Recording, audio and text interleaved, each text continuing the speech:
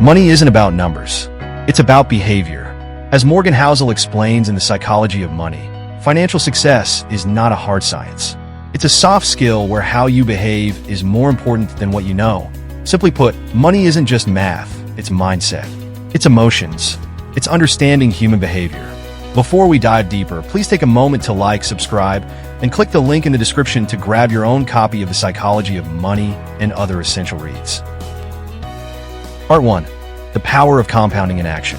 To illustrate this, let's look at the investment journeys of Alice and Bob, who both contribute the same total amount. Alice starts investing at 25, contributing $5,000 per year at a 7% annual return for 25 years. Then stops contributing, but lets her investment grow until age 60. Bob starts later at 35, but invests the same $5,000 per year at the same 7% annual return for 25 consecutive years until age 60. Both contribute a total of $125,000. But by age 60, their outcomes are dramatically different.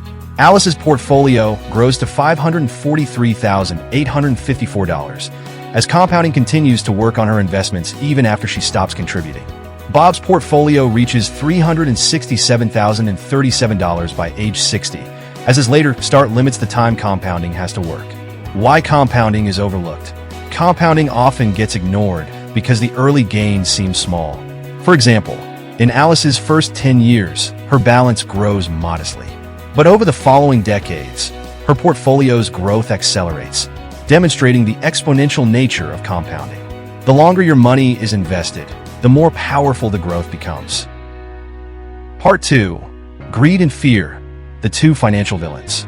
In the world of finance, greed and fear are the two silent forces that drive most people's decisions, often more than logic or careful planning.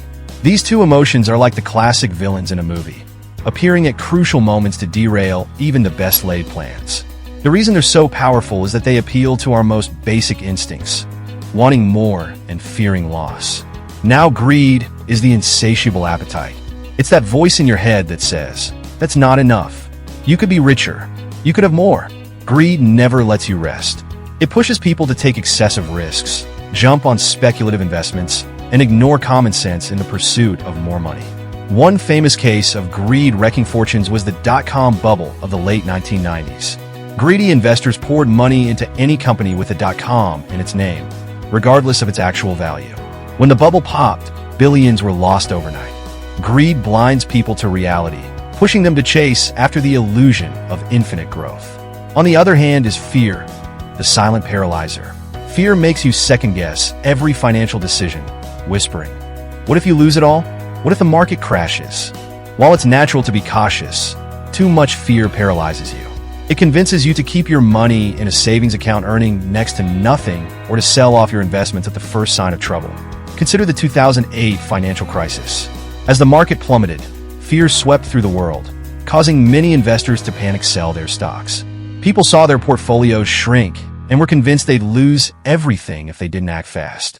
Those who were ruled by fear locked in their losses, while those who held on and remained calm eventually saw the market recover.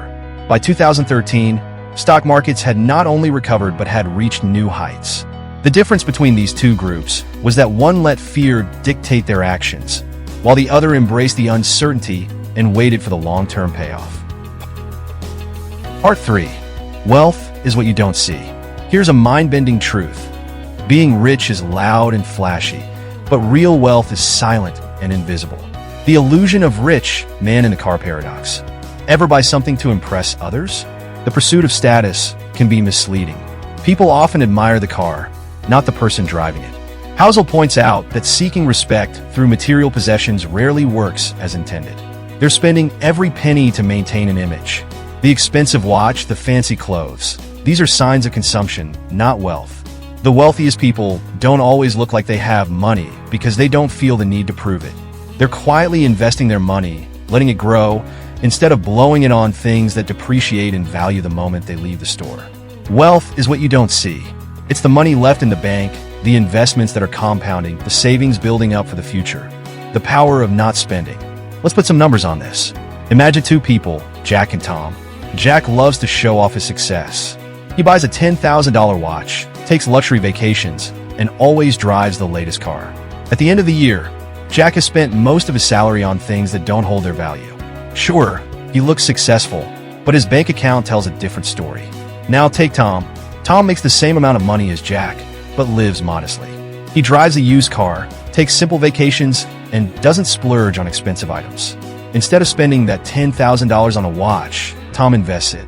After 10 years of steady growth, with compound interest at 7%, that $10,000 has grown into almost $20,000. Tom doesn't look rich on the outside, but in reality, he's far wealthier than Jack.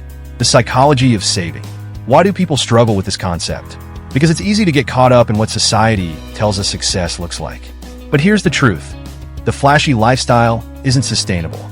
It feels good in the moment, but it's the quiet, disciplined choices that lead to true financial freedom. The money you don't spend, the wealth you're building in the background, is far more powerful than anything you can show off today.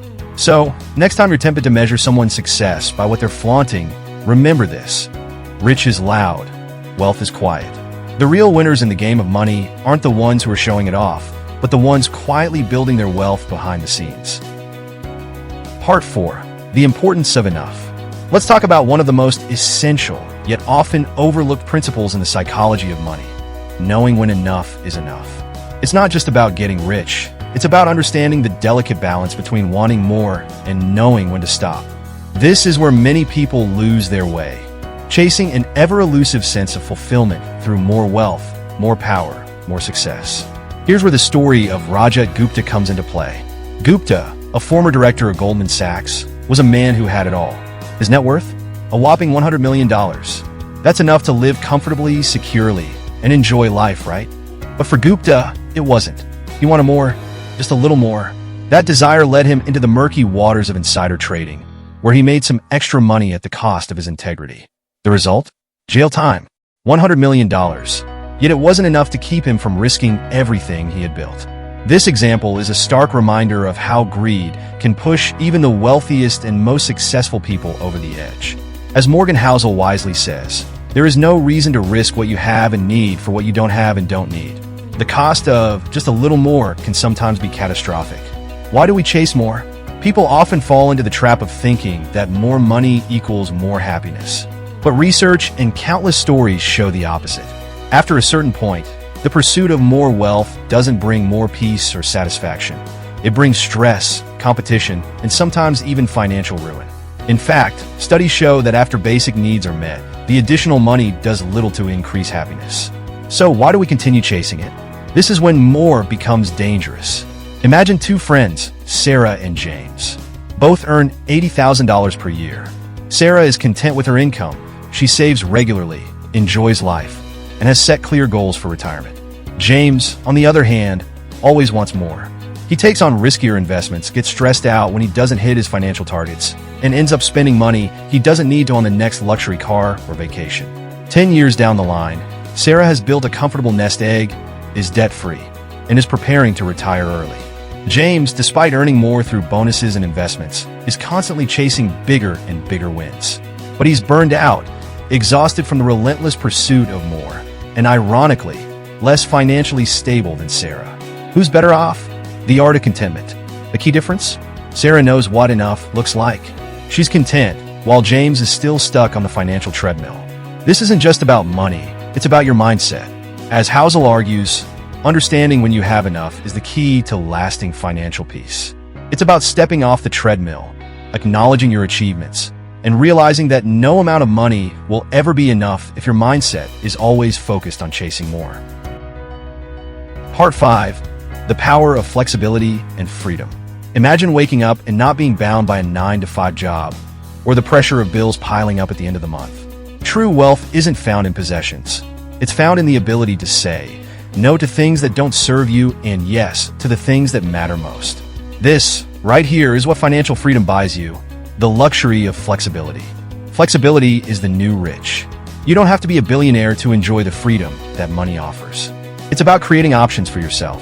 Whether it's taking a year off to travel, working fewer hours to spend more time with your family, or even pursuing a passion project that brings you joy. This is what financial independence is all about. Let's take a simple example.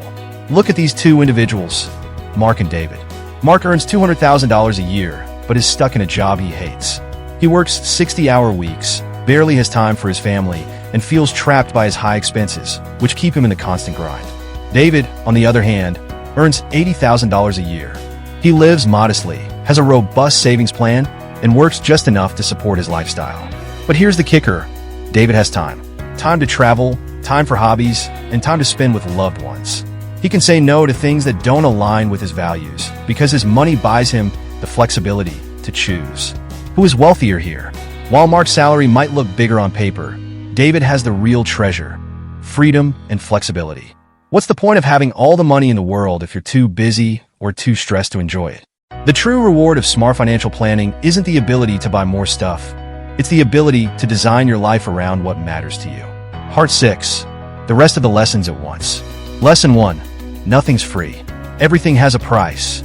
For investing, that price is often volatility and uncertainty. The market's ups and downs are the fee you pay for future gains. Accepting that discomfort can lead to better long-term results. Lesson 2. Surprise. Life and finance are unpredictable. The biggest financial events are often surprises. Whether it's market crashes or sudden booms, we can't predict them all.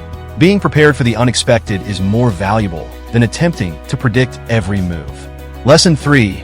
Reasonable versus rational.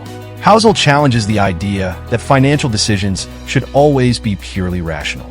Sometimes being reasonable is more sustainable. Making choices that align with your values and comfort can lead to a more balanced, long-term approach to money management. Lesson 4. Tails you win. In the world of investing, a small number of successes can account for most of the gains. Just like a few good decisions can shape a portfolio, understanding that most returns come from a few tail events can shift your approach to risk and reward. Lesson 5. Luck and risk. You should recognizing the roles of luck and risk in our financial lives. Sometimes success isn't just about skill. It's about being in the right place at the right time. Similarly, risk is always present. Housel emphasizes humility and gratitude, as we often can't control everything that impacts our outcomes. Lesson 6. No one's crazy. People make money decisions that seem irrational. Housel explains that everyone makes decisions based on their unique experiences. What may seem wild to one person could be perfectly logical to someone else. The takeaway? Empathy and understanding are key when it comes to financial perspectives. Bringing it all together, the essence of the book is that money, when managed well, transcends material wealth. It embodies freedom, flexibility, and control over your time. Throughout the chapters, we explored the dangers of greed and fear. We discussed the importance of knowing when you have enough. We also examined the role of compounding and wealth accumulation. Ultimately, the true power of money lies in its ability to buy back your time. In comparison to other financial books, the psychology of money focuses on human behavior rather than just strategies for investing, saving, or budgeting. While books like Rich Dad Poor Dad and The Intelligent Investor provide practical advice for building wealth, Morgan Housel's approach is more relatable. It emphasizes the psychology behind financial decisions. This includes the impact of compounding and the emotional triggers of greed and fear. You have made it to the end. Don't forget to like and subscribe for more content that will help you rethink your approach to wealth, personal growth, and life. Thanks for watching.